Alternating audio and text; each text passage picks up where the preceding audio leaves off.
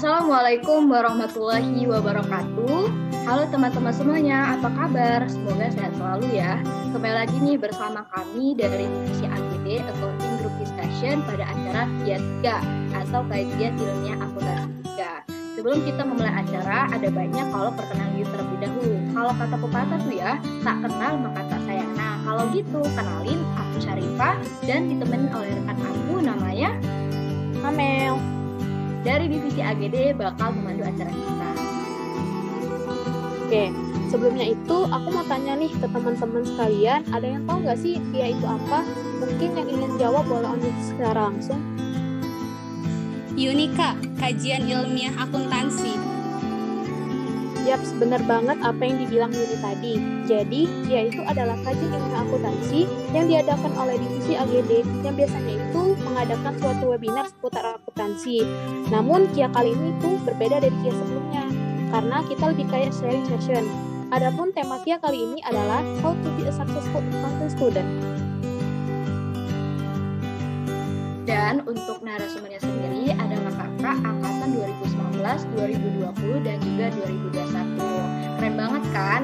Aku mau nyapa dulu nih kakak-kakak angkatan 2019. Ada Kak Zi, ada Kak Nurul, dan juga Kak Wina. Bisa say hello dulu, Kak? Halo semuanya.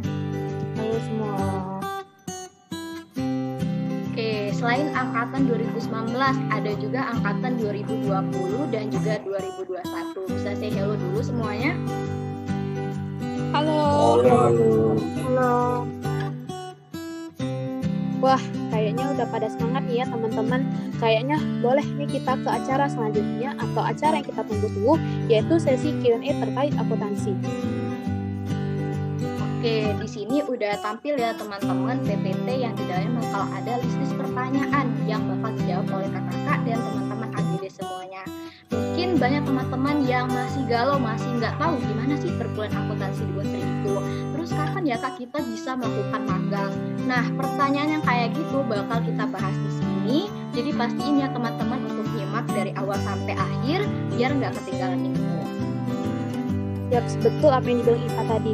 So, aku bakal bacain pertanyaan dari nomor pertama ya. Boleh di next dia.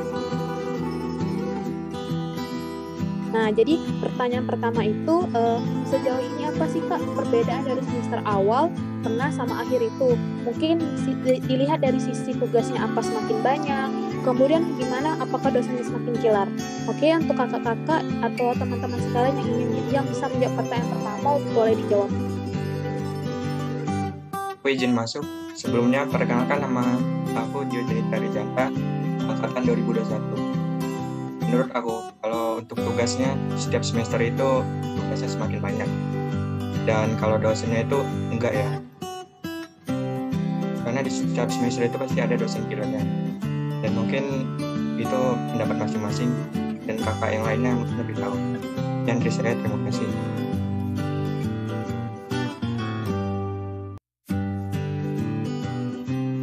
Aku juga izin jawab. Sebelumnya perkenalkan, nama aku Nadia Safa Salsabila dari angkatan 2020. Kalau menurut aku sih berdasarkan semester yang telah aku jalanin dari semester 1 sampai semester 4, kalau dilihat dari tugasnya iya semakin banyak dan tingkat kesulitannya juga semakin meningkat yang pastinya. Terus kalau dari dosen sih menurut aku fleksibel ya, karena di semester awal sama semester tengah juga dosen killernya pasti ada, tapi mungkin kalau di semester awal itu karena mata kuliahnya masih basic dan masih awal-awal, dosen killernya tuh nggak yang gimana gitu, tapi semakin semesternya meningkat, ya semesternya juga mata kuliahnya semakin menantang dan dosen-dosennya juga semakin menantang. Itu aja sih kalau dari aku. Terima kasih. Izin masuk ya, kenalin aku Wina dari angkatan 2019. Kalau menurut aku sendiri, untuk di setiap semesternya itu, setiap kesulitan itu pasti ada. Tapi bedanya itu semakin tambah semester, pastinya tingkat kesulitan dan juga tugasnya itu makin banyak dan juga makin kompleks. Nah, kalau untuk dosennya sendiri, kalau dibilang killer sih, sebenarnya nggak bisa dibilang killer juga. Karena lebih tepatnya itu lebih disiplin ya, karena untuk kepentingan mahasiswa juga agak lebih rajin. Itu aja dari aku. Wah, bener banget nih apa yang dibilang oleh teman-teman dan kakak-kakak sekalian. karena itu juga relate sama aku, mungkin sama teman-teman juga sekalian ya. Dan terima kasih Kak atas jawabannya.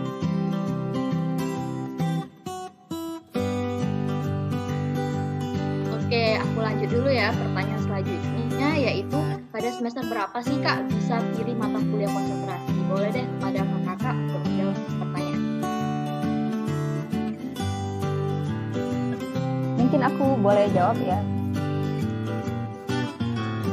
Boleh. Kalau untuk semester berapa mulai bisa pilih konsentrasi atau mata kuliah pilihan? Untuk mata kuliah pilihan di semester 5 itu sudah bisa memilih mata kuliah pilihan atau istilahnya itu mata kuliah non kekhususan.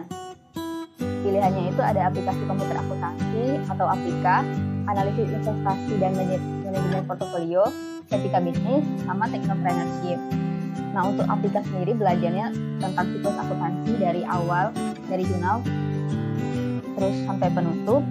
Belajarnya itu di Excel dan juga belajar accounting software, yaitu Majop ya kalau tahun ini. Terus kalau manajemen portofolio itu mirip dengan MK manajemen keuangan.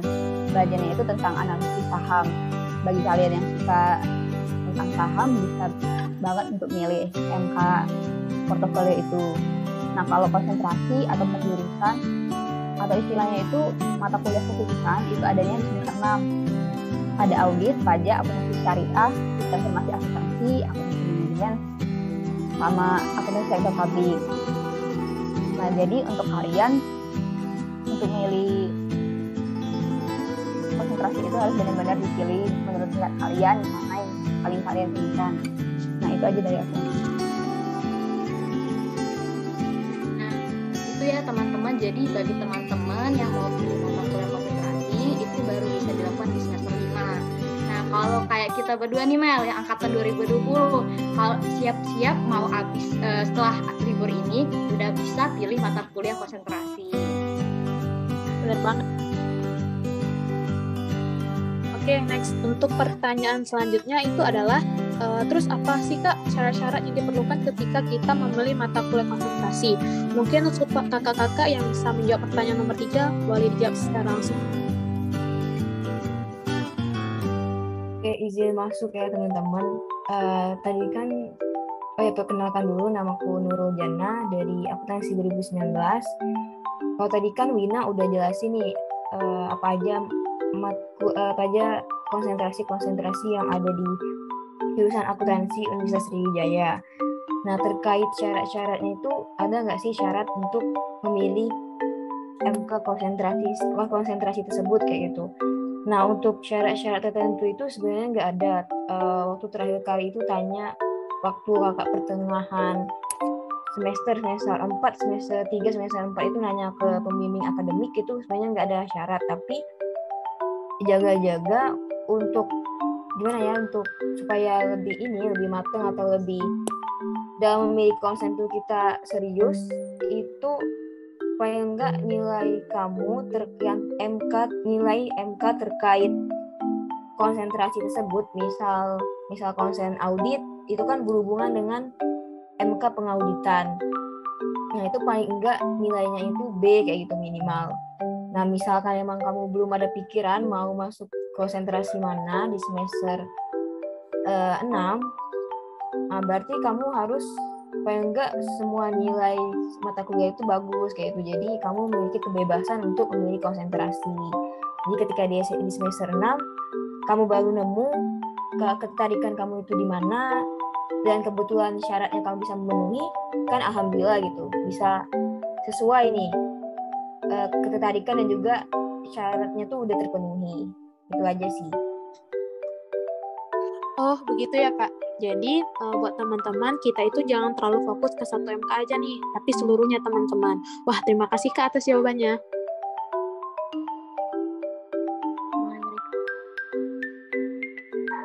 Oke, kita lanjut ya ke pertanyaan selanjutnya. Apakah ada batasan jumlah mahasiswa yang bisa mengambil konsentrasi tersebut, Kak? Bisa dijawab, Kak, oleh semuanya. Oke, aku izin jawab untuk pertanyaan ini.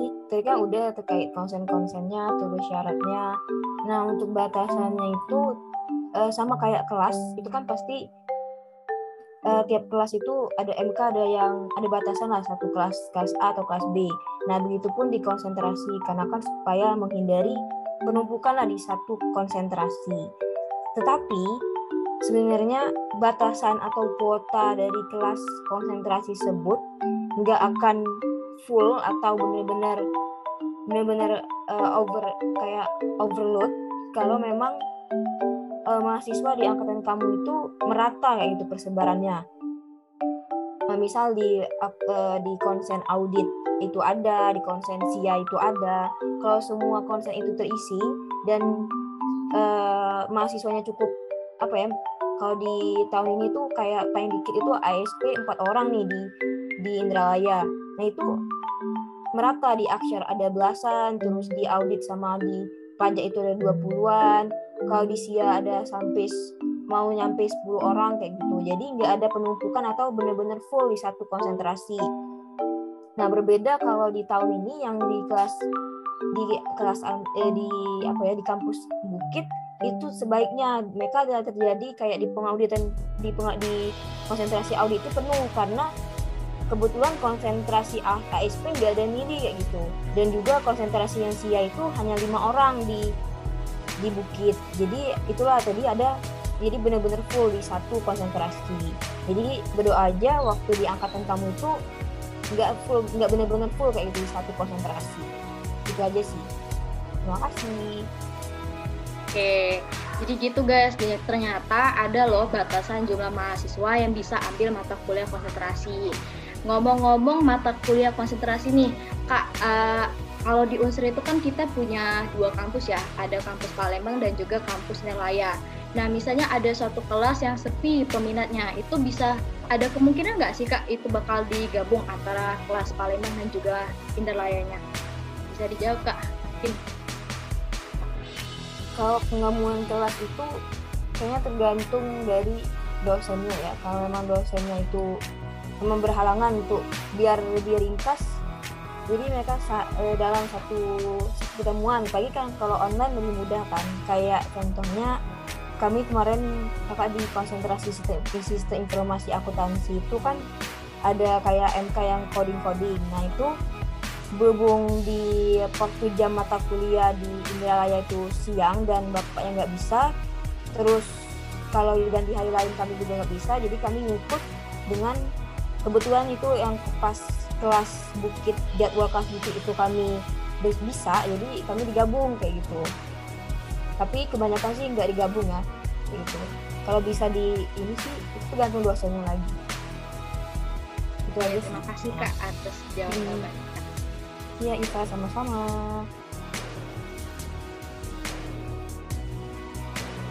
Oke, pertanyaan selanjutnya nih, pertanyaan kelima. Bisa diceritain nggak Kak apa aja yang kita pelajari di masing-masing konsentrasi? Untuk kakak-kakak yang bisa menjawab pertanyaan tersebut boleh langsung aja.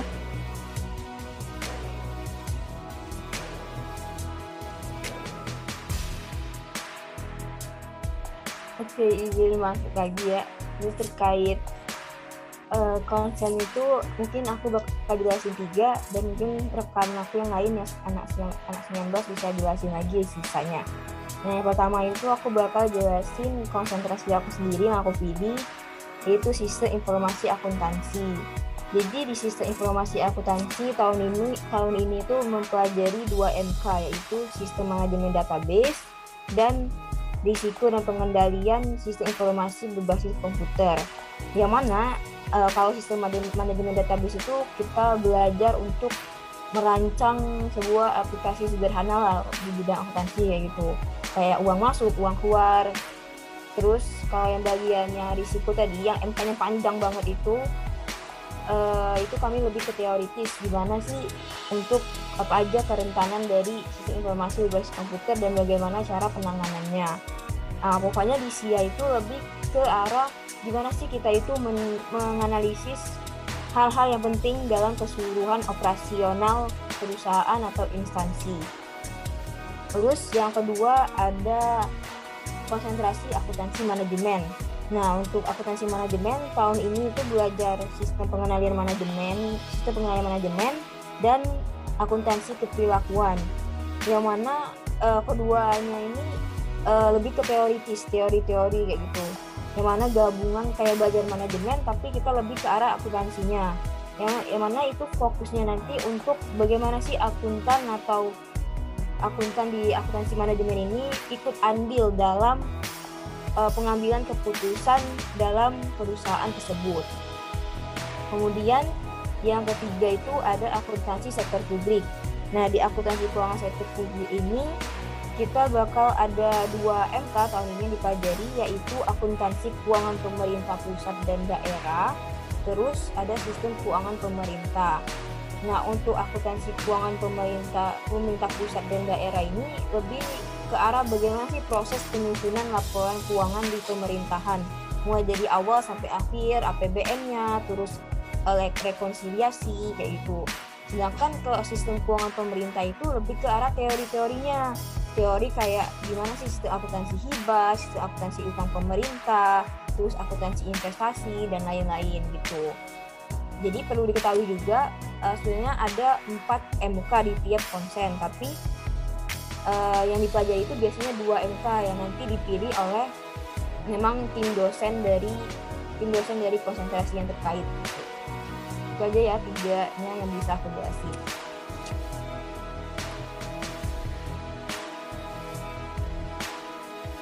Izin masuk ya, mau nambahin konsentrasi yang belum dibahas oleh Kak Nurul. Itu ada audit, pajak, dan akuntansi syariah. Nah, untuk yang aku jelasin pertama itu, karena aku mengambil konsentrasi audit, aku bakal jelasin dulu yang audit. Kalau di audit itu ada 4 jenis MK pilihan, dan yang bisa diambil itu cuma 2 MK, seperti yang Kak Nurul tadi sampaikan. Nah, bagaimana cara untuk memilih 2 MK dari 4 MK itu kembali lagi tergantung dosennya mau buka kelas yang mana. Dan biasanya sudah dipilihkan oleh dosen tersebut MK yang bisa dipilih itu apa aja. Terus kalau untuk tahun ini konsentrasi audit itu membuka kelas audit internal sama audit kecurangan dan forensik. Kalau untuk pelajarannya lebih banyak bahas tentang kasus keuangan atau kecurangan yang pernah terjadi dan gimana cara pengambilan keputusannya. Terus ada juga review-review jurnal. Kalau di audit sendiri itu lebih banyak diskusi-diskusi, ada diskusi kelompoknya juga. Selanjutnya kalau untuk konsentrasi pajak tahun ini membuka kelas akuntansi perpajakan dan juga pemeriksaan pajak. Nah, untuk pajak ini kalau pelajarannya seperti yang kita tahu yang pastinya banyak hitung-hitungan tentang pajak. Terus yang terakhir itu ada konsentrasi akuntansi syariah. Kalau tahun ini akuntansi syariah itu membuka kelasnya itu seminar akuntansi syariah dan isu kontemporer akuntansi syariah. Nah, kalau di konsen akuntansi syariah itu lebih banyak presentasi tentang teori akuntansi tapi berdasarkan perspektif Islam. Terus apa bedanya antara seminar akuntansi dan isu kontemporer akuntansi syariah? Kalau di seminar akuntansi syariah itu lebih banyak ke teori yang secara umum, sedangkan di isu kontemporer itu lebih membahas lagi secara spesifik atau mengikuti perkembangan zaman secara kontemporer gitu. Itu aja kalau dari aku. Oh, begitu ya Kak. Jadi guys, setiap konsentrasi itu fokusnya tersendiri dan juga memiliki porsinya masing-masing, namun juga saling melengkapi. Terima kasih Kak atas jawabannya.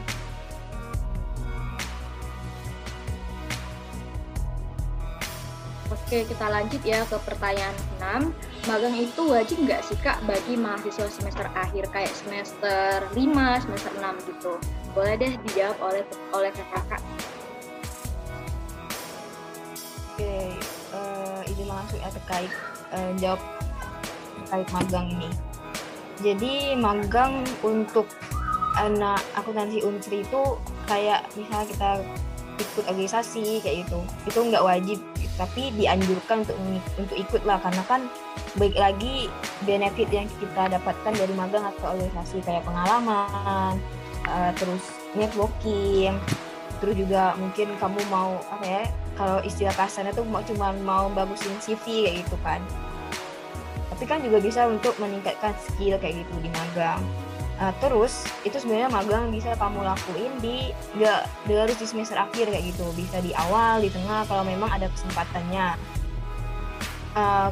Tapi identik dengan semester akhir karena memang untuk akuntansi itu kebanyakan yang kakak tahu ya, perusahaan-perusahaan itu baru dibuka setelah melewati semester 5 atau semester 6 gitu. Mungkin lebih dinilai bahwa ilmu atau pelajaran akuntansi kayak akuntansi keuangan lanjutan dan akuntansi yang benar-benar dipakai di perusahaan itu lebih dipelajari di semester akhir kayak gitu.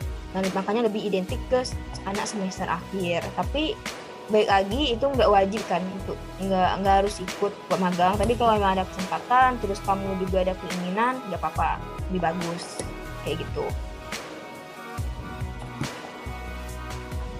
Oke, sesuai yang diomongin oleh Kak Nurul tadi, jadi magang tuh lebih kayak bersifat sine muakat guys. Jadi boleh iya, boleh enggak dilakukan, ya tergantung pribadi masing-masing. Tapi lebih dianjurkan sih supaya kayak nambah pengalaman sebelum masuk dunia kerja. Jadi udah siap gitu. Dari Kak Miftah. Oke, pertanyaan ke-7 nih. Kira-kira apa aja sih Kak yang diperlukan ketika ingin melakukan magang? Untuk kakak-kakak yang bisa menjawab pertanyaan 7 dipersilakan. Oke, masih terkait magang ya. Apa aja yang perlu diperlukan nih saat magang? Mungkin aku bakal bahas dari sisi pengetahuan lah gitu, atau dan juga mental kita lah ketika mau magang kayak itu. Jadi ketika mau magang itu kira-kira ya kamu, kalau memang kamu nggak terlalu paham dengan akuntansinya, terus kebetulan kalau tempat magang kamu itu, atau kamu kan pasti kalau magang itu ada posisi-posisi tentu kan, magang di bidang misal di bagian penjualan, atau di bagian kalau di pemerintahan atau di bagian utang, bagian fiskal, atau memang dari bidang akuntansinya banget, baik dari pengajuan mandiri, proposal, dan mungkin atau di magang merdeka itu kan ada job desk-nya masing-masing kayak gitu. Nah, kamu perhatiin kira-kira apa aja ya kemampuan yang diperlukan gitu. Apakah Excel dan lain-lain itu bisa dipersiapkan. Terus secara mental juga kita ini harus berani lah untuk belajar. Terus jangan takut dimarahin oleh mentornya di sana atau pegawai yang udah di sana, karena nggak apa-apa kok dimarahin, atau itu kan kalian juga masih magang ya, masih belajar, itu tujuannya. Mereka juga ngerti kok kalian magang itu belajar gitu. Terus kalau memang tadi di bagian persiapan kayak Excel kalian kurang mumpuni, ataupun ilmu akuntansi kalian masih kurang, itu nggak apa-apa kok, jangan khawatir, karena baik lagi kan dunia pendidikan atau yang kita pelajari itu nggak serta-merta itu benar-benar sama di dunia pekerjaan atau di lapangan kerja kayak itu. Jadi nggak apa-apa, jangan khawatir, tetap percaya diri, tetap berani untuk melakukan magangnya, dan juga jangan ragu lah gitu. Minta kalau nggak bisa ya tanya ke yang udah kerja di sana kayak gitu. Kan mungkin aja kamu ada kesempatan untuk kerja di situ secara tetap gitu. Itu aja sih. Semangat. Oh gitu ya Kak. Jadi buat teman-teman yang mungkin mau melakukan magang, kalian juga harus mempersiapkan yaitu kemampuan atau skill tadi, serta juga mental. Wah, makasih Kak atas jawabannya.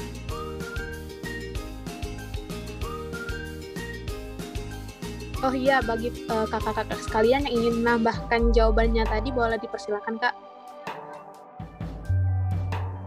Izin masuk ya. Ada sedikit tambahan dari jawaban Kak Nurul tadi dari aku. Kalau untuk prosedur magangnya itu, kalian bisa tanya dulu ke admin jurusan masing-masing di Palembang atau Indralaya apa aja persyaratannya. Terus dari kalian juga harus cari tahu apa aja persyaratan dari pihak perusahaan atau kantor yang mau kalian tuju. Itu seperti apa aja persyaratannya. Terus ada juga persyaratan-persyaratan dari media lain yang menyediakan magang, misalnya dari kampus mereka, atau kalau dari itu sendiri ada CDC yang kerjasama kan untuk kegiatan magang. Nah, itu bisa kalian cari tahu persyaratannya apa. Terus juga untuk minta persetujuan dari kampus terkait magang itu bisa dikirim melalui email jurusan secara online. Nah, terus aku juga mau bahas terkait kalau mau magang itu berapa orang, apakah bisa individu atau kelompok.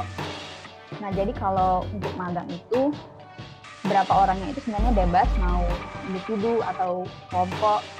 Kalau untuk kelompok bisa terdiri dari 2 sampai 4 atau 5 orang, dan juga itu menyesuaikan dengan persyaratan dari perusahaan atau kantor yang mau kalian tuju, mereka maunya berapa orang gitu. Nah itu aja sih kalau dari aku. Nah guys, jadi kalau misalnya kalian juga ingin melakukan magang, kalian itu juga harus update terhadap informasi-informasi terkait magang. Serta juga kalau misalnya kalian ingin melakukan magang, itu ada yang kelompok kan. Nah itu kata kakaknya tadi batasnya itu sampai 5, dan sesuai juga dengan dari magang tersebut. Makasih Kak atas jawaban.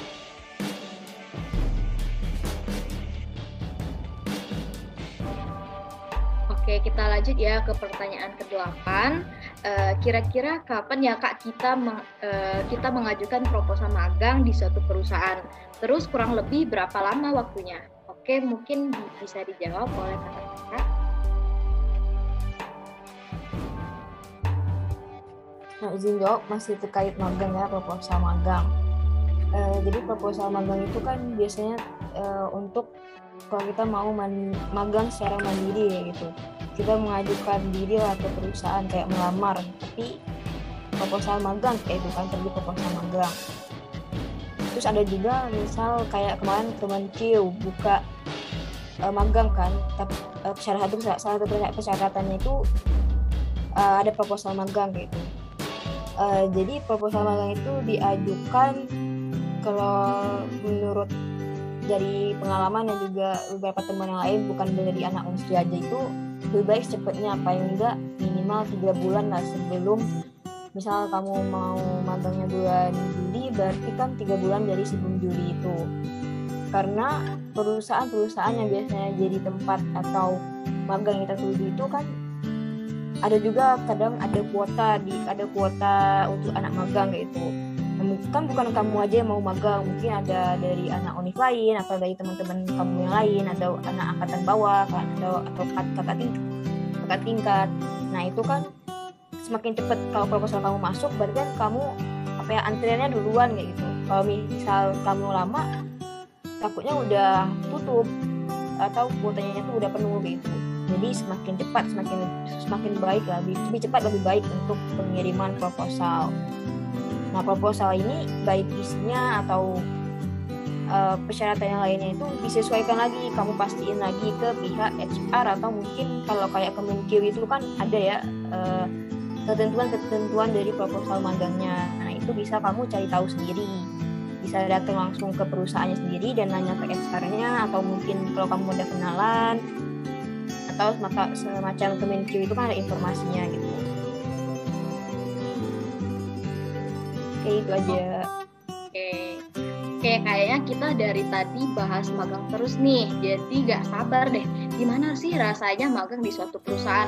Entah itu di bank, entah itu di lembaga pemerintah atau sejenisnya. Yang paling penting itu pastiin semua berkasnya dan persyaratannya itu dilengkapi dulu ya teman-teman, baru deh bisa dikirim proposalnya.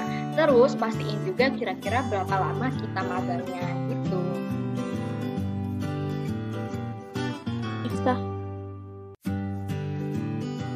Oke, pertanyaan ke-9 nih.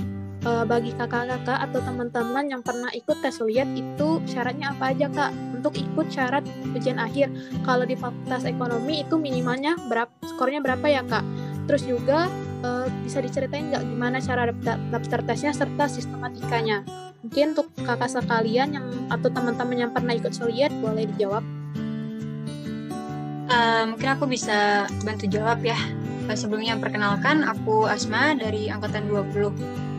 Jadi kalau untuk skor minimal untuk Fakultas Ekonomi sendiri, suliatnya itu sejauh yang aku tahu 400. Nah, kalau untuk gimana pendaftarannya sendiri, jadi kalau untuk pendaftaran, kita itu melakukan pendaftarannya secara online di websitenya Suliat Unsri, di suliat.unsri.ac.id. Jadi nanti teman-teman tinggal buka aja websitenya. Terus kalau aku kemarin langkah-langkah pertama yang aku lakukan, pertama aku cek dulu jadwal dan kuota peserta, biar bisa ngatur jadwalnya, biar nggak bertabrakan juga sama jadwal-jadwal lain gitu. Terus untuk ketersediaan pesertanya kenapa cek dulu, karena biasanya kalau kita tesnya itu pada saat musim-musim sempro kayak semester genap gitu, Januari, Februari itu biasanya suka penuh, makanya dicek dulu jadwalnya. Nah nanti setelah kalian cek jadwal dan kuota peserta, bisa langsung masuk ke bagian pengisian formulir pendaftaran. Itu juga sama di website yang sama, tinggal isi aja data diri kalian, kayak keperluannya, NIM, nama gitu. Setelah selesai, baru kalian cetak formulir pendaftaran. Kalau formulir pendaftarannya sudah tercetak, jadi kalian nanti akan diarahkan untuk melakukan proses pembayaran. Untuk pembayarannya sendiri itu kalau mahasiswa Unsri ya, setauku kalau aku kemarin 100.000, tapi kalau untuk yang umum 150.000. Tapi kalau untuk mahasiswa baru, itu untuk tes pertama kalinya gratis. Jadi kalau kalian maba pertama kali tes itu gratis, kalau seandainya lulus nggak usah tes lagi. Tapi kalau seandainya nggak lulus, untuk tes-tes berikutnya ya harus bayar. Nanti kalau udah selesai melakukan pendaftaran, kalian bisa balik lagi ke website, terus cetak kartu tanda peserta. Nah, pada saat pencetakan kartu tanda peserta itu jangan lupa untuk masukin pas foto yang ukurannya 4x6. Nanti kalau udah selesai akan ada file PDF gitu bentuknya kartu tanda peserta. Nanti kartu tanda pesertanya harus kalian bawa pada saat kalian melakukan tesnya. Nah, kalau untuk sistematika tesnya itu gimana? Jadi untuk teman-teman ya nanti yang mau tes itu dihimbau untuk datang sekitar 60 menit sebelum tesnya dimulai, karena nanti itu di sana akan ada verifikasi data terlebih dahulu. Jadi teman-teman yang mau tes itu selain bawa kartu tanda peserta, nanti disuruh juga bawa kartu tanda mahasiswa KTM, sama kalau masa pandemi ini biasanya kartu vaksin atau sertifikat antigen. Nah, setelah verifikasi data itu baru kita nanti kalau sudah selesai diizinkan untuk masuk ke ruang tes. Masuk ke ruang tes sendiri, untuk tesnya soalnya biasanya itu 140 soal, 50 listening, 40 structure, dan 40 reading. Kalau pengerjaannya itu sekitar 2 jam. Nah, kalau untuk lokasinya sendiri itu biasanya ya, ini kalau nggak berubah di Lembaga Bahasa di Universitas Sriwijaya, kampus Palembang di Bukit lantai 2 atau lantai 3, tergantung kalian nanti dapatnya di mana. Terus yang terakhir tuh yang mau aku share, jadi kan Suliat ini kan salah satu syarat utama ya untuk nanti sidang akhir. Jadi teman-teman nggak bisa ikut sidang kalau seandainya belum lulus. Jadi nanti apabila seandainya teman-teman udah tes berkali-kali tapi belum lulus-lulus juga, Unsri itu udah menyiapkan opsi bahwa kalian itu bisa ikut les nanti di Lembaga Bahasa. Nah, nanti kan kalau misalnya les itu akan diajarkan lebih secara intensif gitu. Jadi mungkin teman-teman nanti bisa lebih ngerti. Jadi untuk ujian selanjutnya bisa lebih baik lagi hasilnya. Itu aja sih mungkin yang bisa aku share terkait dengan Suliat. Nah guys, jadi untuk minimal skornya itu 400 ya guys, serta juga untuk daftarnya itu via online. Jadi buat teman-teman yang belum melakukan tes Suliat boleh dicoba ya guys. Dan juga Suliat ini merupakan syarat penting untuk biar kita lulus guys. Makasih atas jawabannya Asma.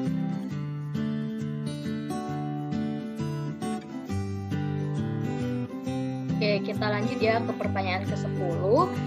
Bagaimana sih Kak cara memanage waktu ketika udah masuk semester akhir? Boleh nih kepada kakak-kakak untuk bisa menjawab pertanyaannya.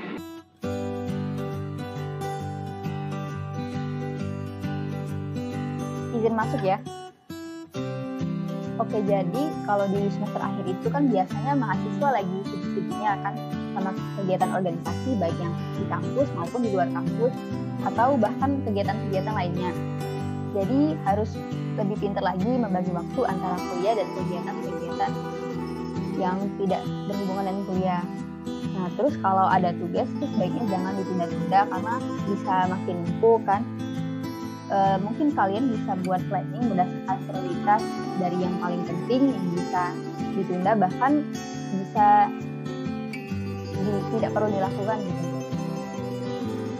Dan juga kalian pasti punya cara masing-masing buat manage waktu kalian dengan baik. Karena yang mesti kalian ingat itu, sebanyak apapun kegiatan kalian, yang paling utama itu tetap kuliah. Itu aja kalau dari aku. Oke, mungkin jawaban Kak Wina tadi udah klop banget ya teman-teman, dan mungkin jadi singgungan keras nih bagi teman-teman yang kalau ada tugas yang dikasih dosen terus dikerjain nanti alhasil udah deket aja nih dengan deadline. Jadi gitu ya teman-teman, karena mahasiswa akhir itu bakal lebih sibuk, entah itu urusan tugas, magang ataupun organisasi gitu.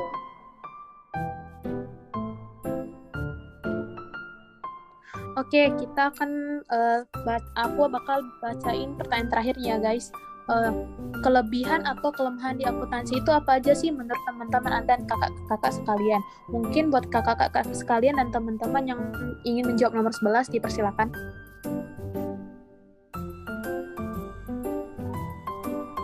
Oke, aku tertarik nih untuk jawab kelebihan dan kelemahan ketika masuk jurusan akuntansi. Nah, sama aku jadi mahasiswa akuntansi itu yang aku rasakan, yang pertama aku jadi terbiasa untuk teliti, terus rapi, teratur, apalagi kalau dosen-dosen tertentu kan maunya laporan keuangan itu rapi, terus teliti banget sampai 00 atau titiknya itu kayak gitu kan, RP-nya itu nggak boleh spasi atau kayak gitu kan.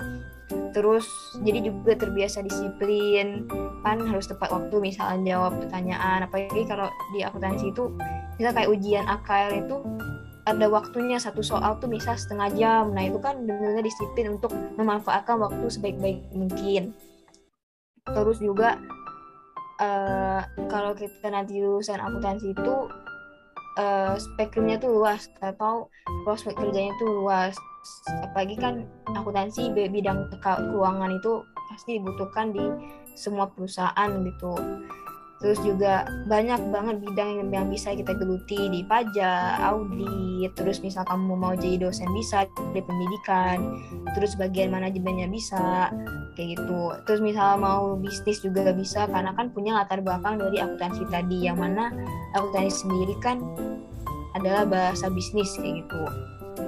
Terus juga pastinya kita terbiasa ngitung-ngitung, walaupun nggak semata kamu harus pintar matematika, tapi in the end pasti kamu kemampuan matematika dan juga logika dan juga termasuk kreativitas dalam pengambilan keputusan dan analisisnya itu jadi terasa gitu kemampuan tersebut.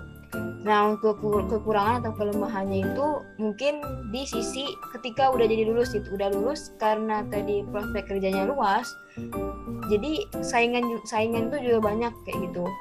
Jadi persaingannya ketat sehingga kamu harus benar-benar dari kita pribadi masing-masing itu harus memiliki skill yang memang mungkin punya kita sendiri nih yang bisa gitu. Jadi perusahaan bisa noleh ke kita atau tertarik untuk menerima kita di perusahaannya atau instansi pemerintahan kayak gitu. Itu aja sih dari aku.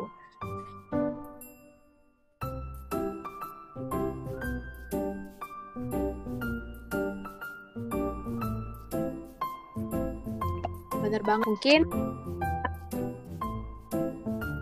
bener banget nih Kak, mungkin kita belajar dari akuntansi itu mungkin kita melatih rapi juga, terus juga kita konsentrasi, serta juga kita dari akuntansi juga untuk mencari pekerjaannya itu luas Kak, maksudnya tuh untuk prospek kerjanya luas, jadi kita bisa melamar pekerjaannya itu tidak serta-merta di perusahaan, mungkin di tempat yang sesuai juga. Terima kasih Kak atas jawabannya.